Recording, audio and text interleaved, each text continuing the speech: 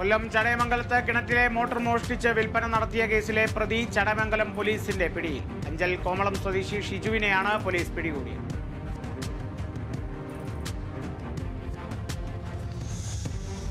തിരുവനന്തപുരം വെള്ളനാട് വീടിന്റെ ടെറസിൽ നിന്ന് വീണ് ചുമട്ട് തൊഴിലാളി മരിച്ചു. കുളക്കോട് സ്വദേശി രാജേന്ദ്രൻ നായരാണ് മരിച്ചത്. വെള്ളിയാഴ്ച രാത്രി 8:30യോടെയാണ് അപകടം.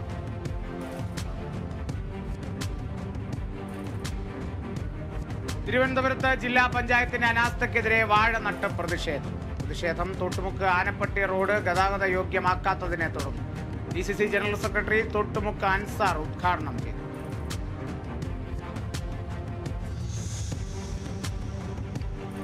തിരുവനന്തപുരം കാട്ടാക്കടയിൽ ജില്ലയിലെ രണ്ടാമത്തെ KSRTCയുടെ ഡ്രൈവിംഗ് സ്കൂൾ പ്രവർത്തനം ആരംഭിക്കും. CMD പ്രമോദ് ശങ്കറിന്റെ നേതൃത്വത്തിലുള്ള ഉദ്യോഗസ്ഥ സംഘം ഡിപ്പോയിലെത്തി സ്ഥല സൗകര്യങ്ങൾ പരിശോധിച്ചു.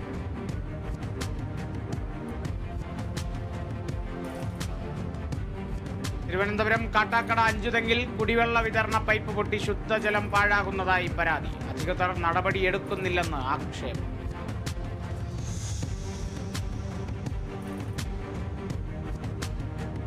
പാലക്കാട് പട്ടാമ്പി താലൂക്ക് വികസന സമിതി യോഗം നടന്നു. മുഹമ്മദ് മൂസി MLA അധ്യക്ഷതയിൽ നടന്ന യോഗത്തിൽ ഗതാഗതവും തെരുവുനായ ആക്രമണങ്ങളും ചർച്ചയായി.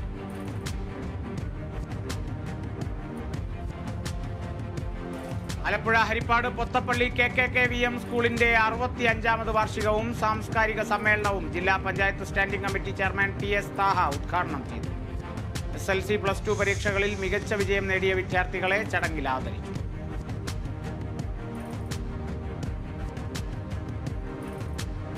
Palakkad Kalladathur Gokhale government higher secondary സ്കൂളിന്റെ 111ാം വാർഷികം ആഘോഷിച്ചു. ജില്ലാ പഞ്ചായത്ത് പ്രസിഡന്റ് K ബിനുമോൾ ഉദ്ഘാടനം ചെയ്തു.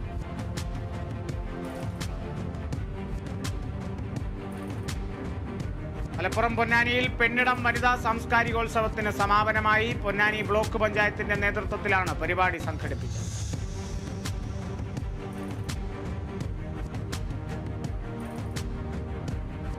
തൃശൂർ പാവറട്ടി ദേവസൂര്യ ഗ്രാമീണ ചലച്ചിത്രോത്സവ ദശാബ്ദി മേളയ്ക്ക് ബുധനാഴ്ച തുടക്കമാകും. ദേവസൂര്യ കലാവേദി ആൻഡ് പബ്ലിക് ലൈബ്രറിയും ജനകീയ ചലച്ചിത്രവേദിയും സംയുക്തമായി സംഘടിപ്പിക്കുന്ന മേള ഫെബ്രുവരി 7-ന് അവസാനിക്കും.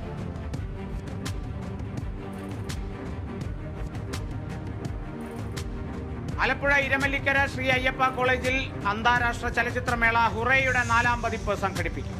ഇംഗ്ലീഷ് ആൻഡ് മീഡിയ സ്റ്റഡീസ് വിഭാഗവും കേരള ചലച്ചിത്ര അക്കാദമിയും സംയുക്തമായി സംഘടിപ്പിക്കുന്ന ചലച്ചിത്രമേള സംവിധായകൻ ജിയോ ബേബി ഉദ്ഘാടനം ചെയ്യും.